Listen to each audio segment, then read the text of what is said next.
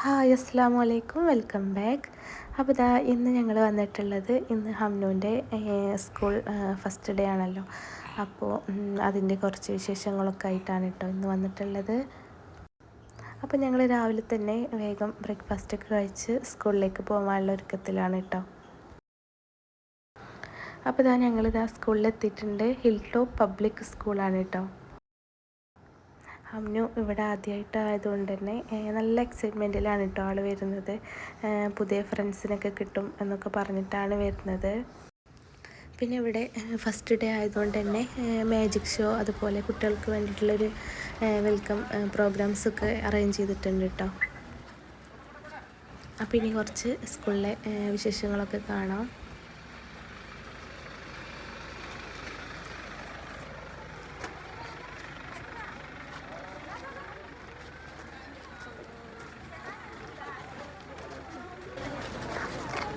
കട്ടാക്കണോ?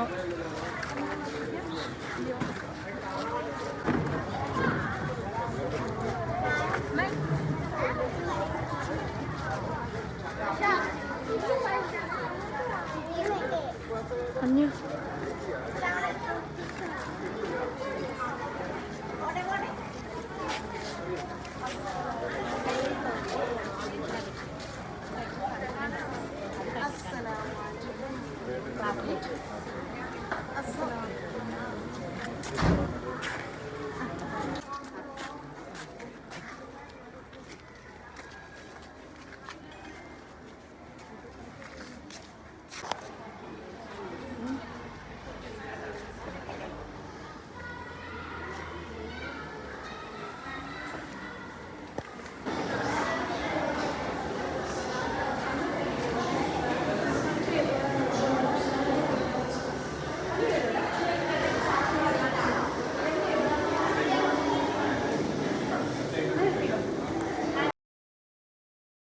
അങ്ങനെ ഞങ്ങൾ ഹംനുവിനെ ക്ലാസ്സിലൊക്കെ ഇരുത്തി അവളുടെ ക്ലാസ്സിലെ ഫ്രണ്ട്സിനെയൊക്കെ പരിചയപ്പെടുത്തി കൊടുത്തിട്ടാണ് കേട്ടോ പോകുന്നത്.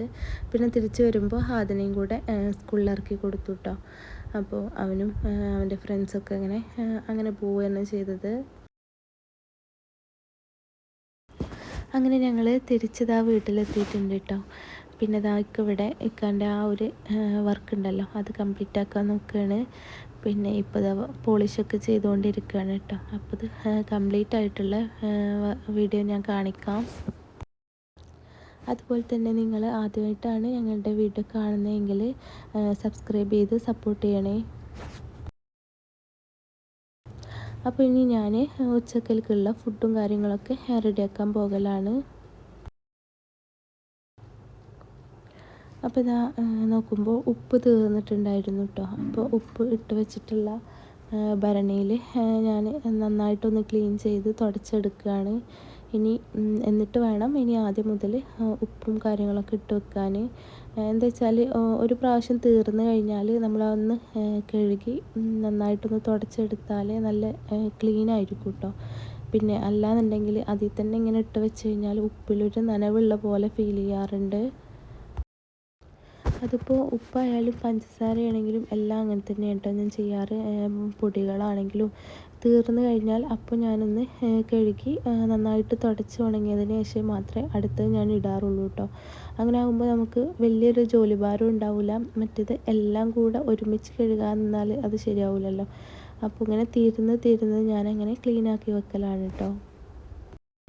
പിന്നെന്താ പറയുക, നമ്മൾ ഇങ്ങനെയുള്ള കുറേ കാര്യങ്ങൾ ശ്രദ്ധിച്ചാൽ തന്നെ നമുക്ക് എപ്പോഴും കിച്ചൺ എപ്പോഴും നീറ്റായിട്ടിരിക്കും കേട്ടോ. മറ്റേത് നമ്മളിങ്ങനെ വൃത്തിയാക്കാതെ ക്ലീൻ ചെയ്യാതെ ഇങ്ങനെ വെച്ചിട്ടുള്ള ബോട്ടിൽസൊന്നും കാണാൻ അത്ര ഭംഗിയൊന്നും ഉണ്ടാവില്ലല്ലോ.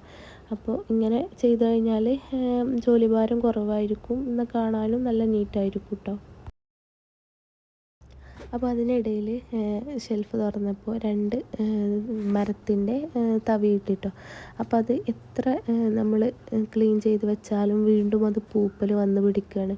അപ്പോൾ അത് കാരണം നമുക്കത് ഉപയോഗിക്കാൻ പറ്റണില്ല.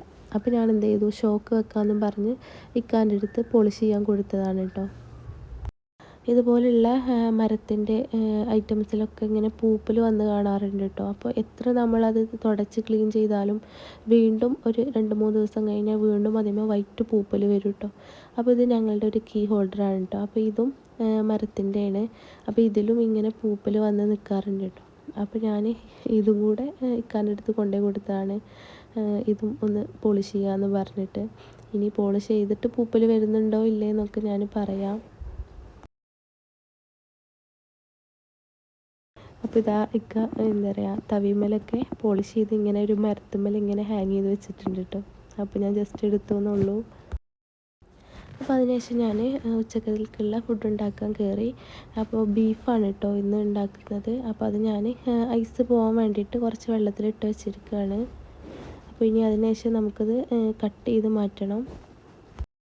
അപ്പോൾ ഇന്ന് ബീഫ് റോസ്റ്റിൻ്റെ റെസിപ്പിയും കൂടെ ഈ ഒരു വ്ളോഗിൽ ഇൻക്ലൂഡാണ് കേട്ടോ. അപ്പോൾ ഇതുപോലെ ചെറിയ പീസസ് ആക്കിയിട്ട് മാറ്റണം. പിന്നെ പെരുന്നാൾ കഴിഞ്ഞാൽ അധിക വീടുകളിലും പിന്നെ ഈ ബീഫ് കൊണ്ടുള്ള ഐറ്റംസ് തന്നെ ആയിരിക്കുമല്ലോ. ഇനിയിപ്പോൾ കുറച്ച് ദിവസം പിന്നെ നമ്മൾ എപ്പോഴും എല്ലാ ദിവസവും ഇങ്ങനെ ബീഫ് കഴിക്കുന്നത് അത്ര നല്ലതല്ല കേട്ടോ. ഇടയ്ക്കൊക്കെ എടുത്ത് കഴിക്കുക എന്നല്ലാണ്ട് ഡെയിലി ഒന്നും ബീഫ് ഉണ്ടെന്ന് വിചാരിച്ച് അങ്ങനെ കഴിക്കുന്നത് അത്ര ഹെൽത്തി അല്ല.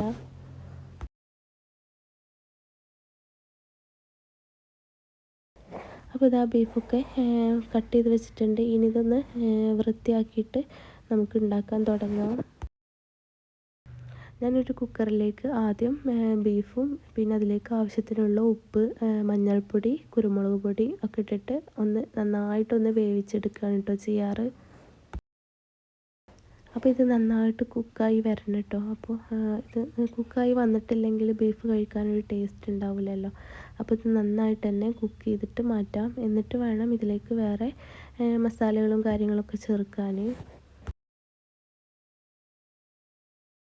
അപ്പോൾ ഇനി ഇതാ അതിലേക്ക് കുറച്ച് വെള്ളം കൂടെ ഒഴിച്ചിട്ട് നമുക്കിത് അടച്ച് വെച്ചിട്ട് വേവിക്കാം കേട്ടോ. അപ്പോൾ ആ ഒരു സമയം കൊണ്ട് തന്നെ ഞാൻ ഇതിലേക്ക് ആവശ്യമായിട്ടുള്ള ഉള്ളിയും കാര്യങ്ങളൊക്കെ ഒന്ന് സെറ്റാക്കി വെക്കുന്നുണ്ട്. പിന്നെ എന്താ പറയുക, ഇത് നന്നായിട്ട് തന്നെ ഒരു 15 വിസിലൊക്കെ ഞാൻ അടിച്ചിട്ടുണ്ട് കേട്ടോ. കാരണം നന്നായിട്ട് വെന്ത് വരണമെന്ന് വിചാരിച്ചാണ് അങ്ങനെ ചെയ്തത്. നല്ല കറക്റ്റ് വേവ് പാകമായിരുന്നു കേട്ടോ. അപ്പോൾ ഇനി ഇതിലേക്ക് മസാല ഉണ്ടാക്കി തുടങ്ങാം. അതിനായിട്ട് ഞാൻ ഒരു പാൻ വെച്ച് അതിലേക്ക് വെളിച്ചെണ്ണയാണ് കേട്ടോ ഒഴിച്ചത്. എന്നിട്ട് അതിലേക്ക് ഇഞ്ചിയും വെളുത്തുള്ളിയും ചോപ്പറിലിട്ടിട്ടാണ് കേട്ടോ ഇത് ചോപ്പ് ചെയ്തിട്ടുള്ളത്. അതുകൊണ്ടാണ് ഇങ്ങനെ ചെറിയ ചെറിയ പീസായിട്ട് കിട്ടിയിട്ടുള്ളത്. അപ്പോൾ അത് ഒന്നിട്ടിട്ട് നന്നായിട്ട് വഴറ്റുക.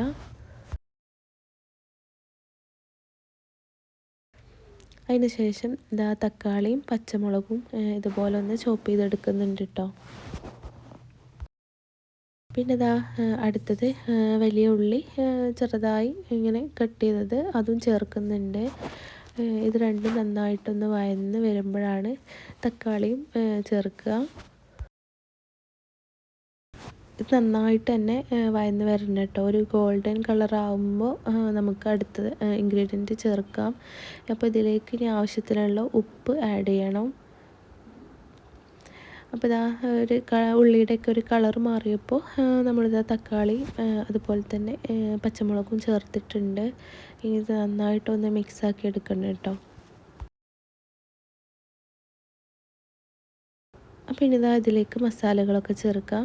ഞാനിവിടെ 1/2 സ്പൂൺ മഞ്ഞൾപ്പൊടിയാണ് ചേർത്തിട്ടുള്ളത്. പിന്നെ ഒരു 2 സ്പൂൺ മല്ലിപ്പൊടിയും പിന്നെ ഒരു 3 സ്പൂണിൻ്റെ അടുത്ത് മുളക് പൊടിയും കൂടെ ചേർത്തിട്ടുണ്ട് കേട്ടോ. ഇത് കാശ്മീരി മുളക് പൊടിയാണ്. പിന്നെ 1 സ്പൂണ് കുരുമുളക് പൊടിയും കൂടെ ചേർത്തിട്ടുണ്ട്. ഇനി ഇത് നന്നായിട്ട് ഒന്ന് ഇതിൻ്റെ ഒരു റോസ് സ്മെല്ലൊക്കെ ഒന്ന് മാറുന്ന വരെ ഒന്ന് വഴറ്റിയെടുക്കണം. പിന്നെ ഇതിലേക്ക് കുറച്ച് ഗരം മസാലയും കൂടെ ആഡ് ചെയ്തിട്ടുണ്ട് കേട്ടോ. അപ്പോൾ ഇനി ഇതിലേക്ക് അടുത്തത് നമ്മൾ വേവിച്ച് വെച്ചിട്ടുള്ള ആ ബീഫ് ഉണ്ടല്ലോ, അത് കുറച്ച് ഗ്രേവിയോടൊക്കെ തന്നെ ഒഴിക്കണം കേട്ടോ. അപ്പോൾ എന്നിട്ട് നന്നായിട്ട് നമ്മളൊന്ന് വറ്റിച്ചെടുക്കുകയാണ് ചെയ്യുക. ഇനി ഇത് നന്നായിട്ടൊന്ന് കുറുകി വരണം കേട്ടോ. നല്ല ഗ്രേവി ആയിട്ട് വരുന്നതാണ് ഇതിൻ്റെ ഒരു പാകം. അപ്പോൾ എന്താ പറയുക, കുറച്ച് വേപ്പിലയും കൂടെ ഇട്ടിട്ട് നമുക്ക് നന്നായിട്ടൊന്ന് ഇതുപോലെ ആക്കിയെടുക്കാം കേട്ടോ.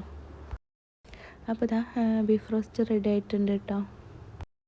അപ്പോൾ ഇന്ന് ഹംനുവിനും ഹാദിക്കൊക്കെ ഉച്ചവരെ ഉള്ളൂ കേട്ടോ സ്കൂളുള്ളത്. അപ്പോൾ അത് ഹംനു സ്കൂളിട്ട് എത്തിയിട്ടുണ്ട്. അപ്പോൾ ഇനി അവളുടെ സ്കൂളിലെ വിശേഷങ്ങളൊക്കെ കുറേ പറയാനുണ്ടാവും കേട്ടോ. അപ്പോൾ ഇങ്ങനെ ചാടിക്കളിച്ചിട്ടാണ് വരുന്നത്. പിന്നെന്തോ ID കാർഡും കാര്യങ്ങളൊക്കെ അവരവിടുന്ന് കൊടുത്തിട്ടുണ്ട് കേട്ടോ. അങ്ങനെ ഇതാ അവളുടെ സ്കൂളിലെ വിശേഷങ്ങളൊക്കെ കേട്ട് ഇനിയിപ്പോൾ ഫുഡ് കഴിക്കലാണ് കേട്ടോ. അപ്പോൾ ഇതാ ഫുഡ് കഴിക്കാൻ നിൽക്കുകയാണ്. ഇന്ന് പരിപ്പ് കറിയും ബീഫ് റോസ്റ്റും പിന്നെ അരിനെല്ലിക്ക ഉപ്പിലിട്ടതാണ് കേട്ടോ. അപ്പോൾ ഇനി ഇതാ വൈകുന്നേരത്തെ വിശേഷമാണ്. ഇന്ന് രാത്രി ഇക്ക പറഞ്ഞു നമുക്ക് കിഴി പൊറോട്ട ഉണ്ടാക്കാമെന്ന് പറഞ്ഞിട്ട് അങ്ങനെ ഇക്ക അതിൻ്റെ തയ്യാറെടുപ്പിലാണ് കേട്ടോ. അപ്പോൾ വാഴയിലൊക്കെ കഴുകി ഒന്ന് ചൂട് പിടിപ്പിക്കുകയാണ്. പിന്നെ ഇത് നമുക്ക് എങ്ങനെ ഉണ്ടാക്കാമെന്ന് നോക്കാം. ഇക്കാൻ്റെ സ്പെഷ്യൽ കിഴി പൊറോട്ടയാണ് കേട്ടോ. എന്താ പറയുക, ഇങ്ങനെയുള്ള ഐറ്റംസൊക്കെ ഉണ്ടാക്കാൻ ആൾക്ക് നല്ല താല്പര്യമാണ്.